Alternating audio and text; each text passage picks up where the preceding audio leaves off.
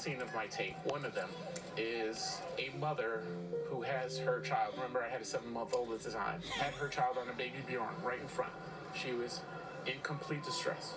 The mother couldn't breathe. I think she was hyperventilating. I put my camera down. This is the one time I put my camera down. I tried to talk. I will, Mom. To calm her down.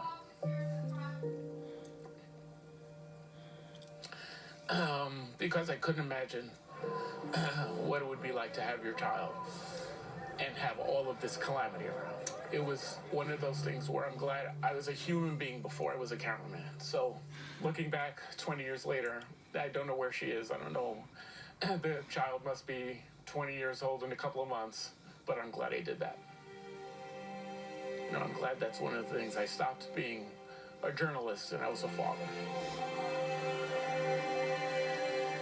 Sometimes when you do a job like this, you do think about the fact that something bad could happen.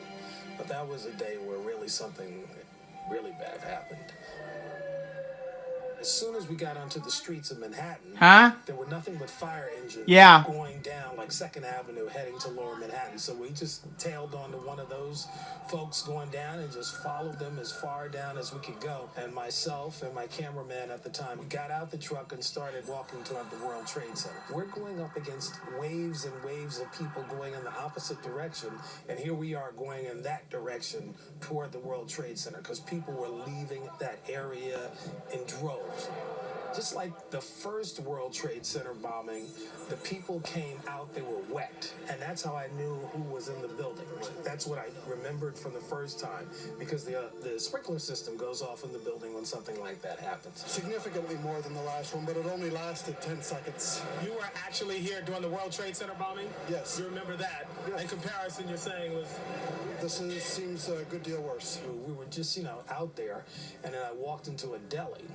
And when I walked into the deli, I just said, hey, do you happen to have a restroom? And the guy said, sure, it's right over there. And as soon as he said those words, I felt the earth rumble. I mean, it just shook. And my initial reaction was that maybe they blew up the trains because it just felt like an earthquake. And we ran outside. And then we saw this incredibly tall, stories tall cloud of debris rushing in our direction. And we were like shocked and stunned. It was like, here it comes. So we jumped into the deli. And as soon as we jumped into the deli, turned around and looked back, it looked like the angel of death had passed by.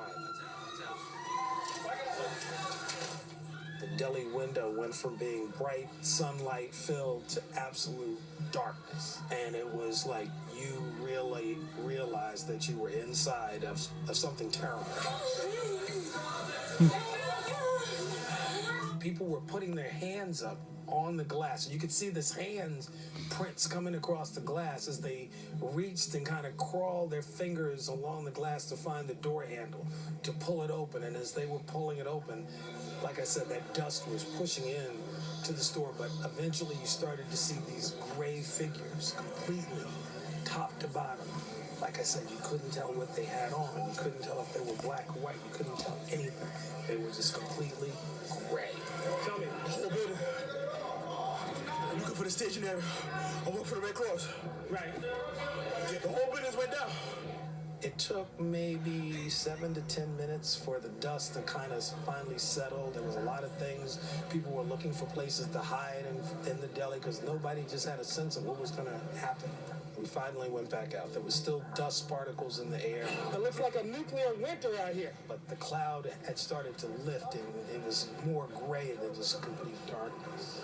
We started to see stuff on the ground that I still can remember. There were hats, shoes, all kinds of things.